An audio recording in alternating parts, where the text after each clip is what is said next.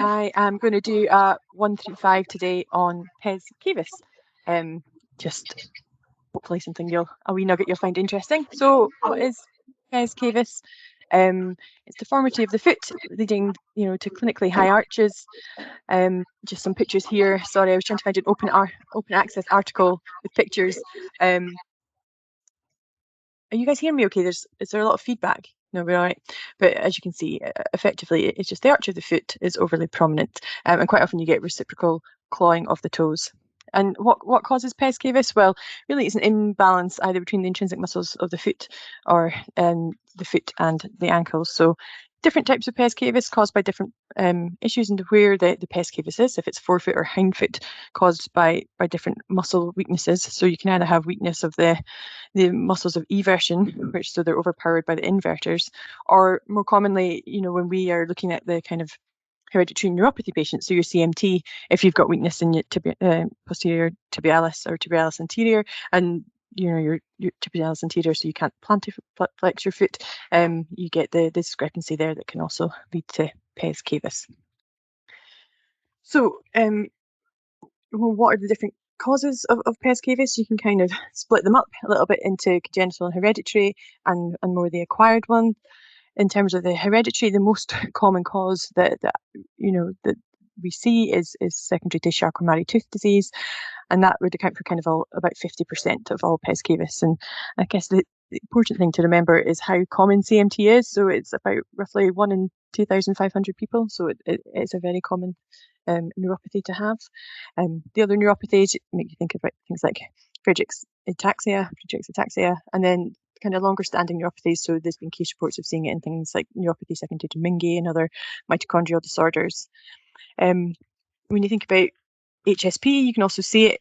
You see it in HSP, pure HSPs, but then you get the kind of KIF mutations where you get HSP and CMT overlap phenomenons. So it wouldn't put me off a diagnosis of HSP either.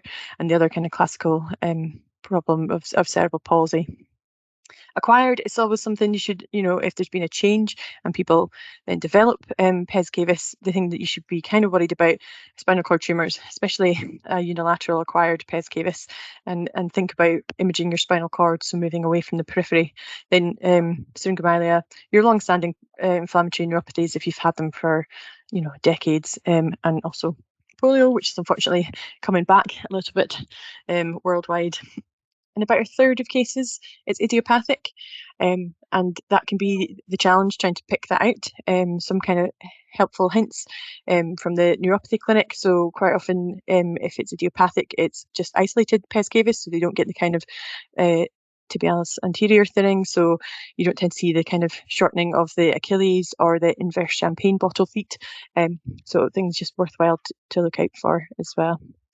The diagnosis is usually clinical. Quite often, if you come to my neuropathy clinic, you'll see me down on my hands and feet, because it's useful to see people when they're weight bearing to try and work out if they've got pes cavus. And literally, I will get myself down and try and look, and if you can see daylight when you're looking through the lateral border of the foot, that's a sign that you've got a high arch or pes cavus. You can do it on the bed as well, with either a bit of paper or a bit of cardboard, and again, if looking through you can see daylight, that would be a sign that there's clinically pes cavus. There are radiological features, so if you felt so inclined, you can get x-rays of the feet.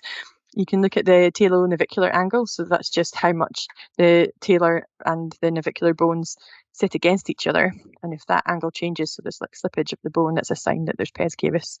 And calcaneal pitch is kind of what it says in the tin, so it's really the angle between the calcaneus and the metatarsal heads.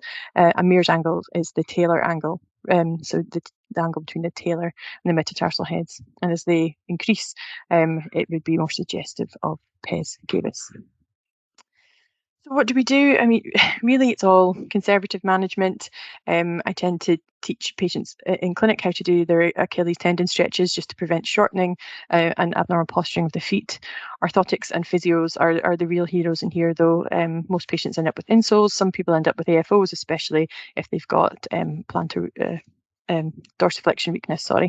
And Physio Input, again, physios with experience is really useful.